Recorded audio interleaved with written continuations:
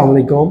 क्या thyroid hormone की कमी या ज़्यादती हमारे बालों को गिरा सकती है? क्या इससे हमारे बाल जो गिरने की रफ्तार है वो ज़्यादा हो सकती है या नहीं?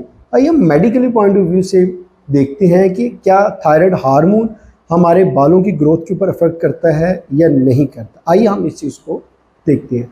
मैं हूं डॉक्टर सुहेल, आपकी सेहत का दोस्त, और आप देख रहे हैं मेरा वीडियो चैनल। अगर बात की जाए थायराइड हार्मोन की तो ज़्यादा या कमी, हाइपोथायराइडिज्म या हाइपरथायराइडिज्म, दोनों सूरतों में ये जो हमारे बाल होते हैं इनके ऊपर अफेक्ट थायराइड हार्मोन करता है। और बहुत सारे मरीज़ हमारे ये कंप्लेन लेके आते हैं कि डॉक्टर साहब इससे तो मेरे बाल गिरना शुरू हो गए हैं। ये देखिए ना, मेरे बाल गिरना शुरू हो गए। जब हम उनका टेस्ट करवाते हैं तो पता लगता है इनमें थायराइड हार्मोन की कमी या ज़्यादती है, हाइपोथायराइडिज्म है या हाइपरथायराइडिज्म है।